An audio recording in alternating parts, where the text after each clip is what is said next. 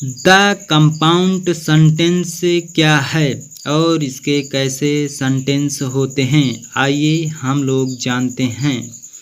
तो चलिए शुरू करते हैं। इसके सेंटेंस बोलने का मॉडल कितना है। तो सबसे पहला है, यहाँ पर पहला सेंटेंस है, ईश्वर ने गांव बनाए और मनुष्य ने नगर बनाए। यहाँ पर इसका मतलब ये हुआ कि ये द कंपाउंड सेंटेंस के अंतर्गत आता है।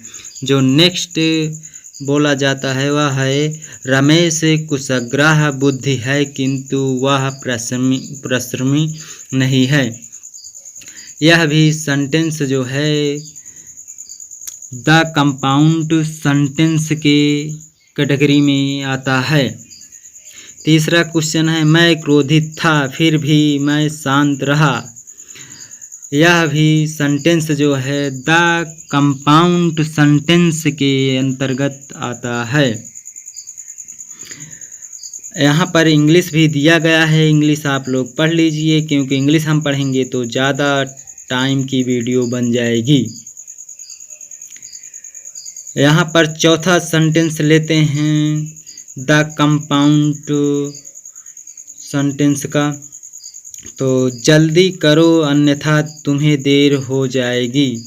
यह भी सेंटेंस जो है द कंपाउंड सेंटेंस के अंतर्गत आता है।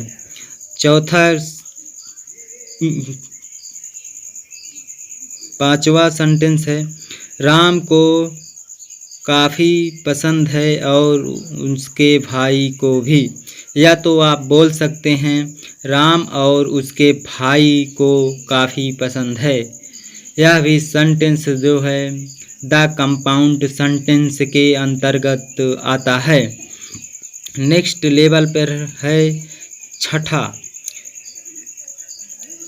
या तो वह पागल है या पागल होने का पाखंड करता है।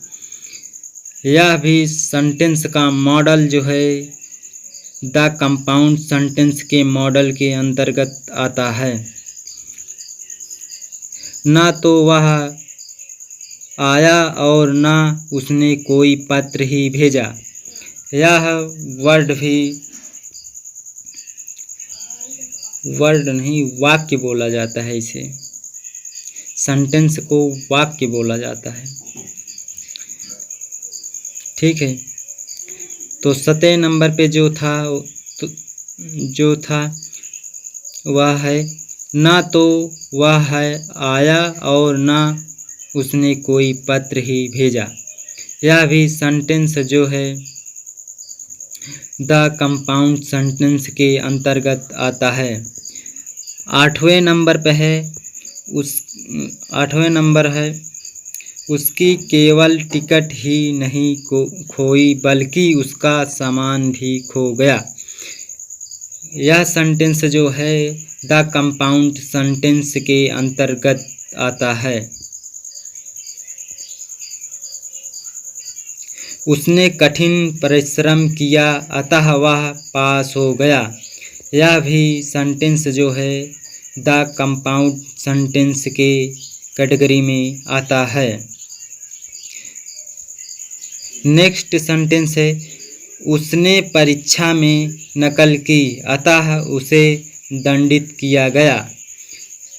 यह भी सेंटेंस जो है कंपाउंड सेंटेंस के अंतर्गत आता है। नेक्स्ट सेंटेंस है, वह अनुपस्थित था अतः उस पर जुर्माना कर दिया गया।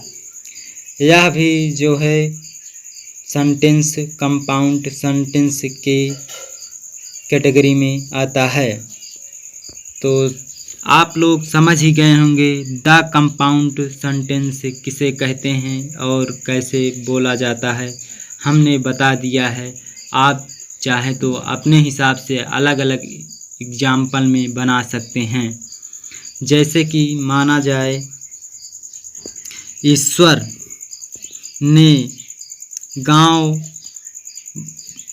ने गांव बनाए और मनुष्य ने नगर बनाए। ऐसे ही अगर आप इसे सरल भाषा में कन्वर्ट करेंगे तो इसे आप कैसे करेंगे। अगर सरल भाषा में कन्वर्ट करते हैं तो हम बोलेंगे भगवान ने गांव बनाया, आदमी ने नगर बनाया। राइट। तो हमारे कहने का मतलब था बस यही कि द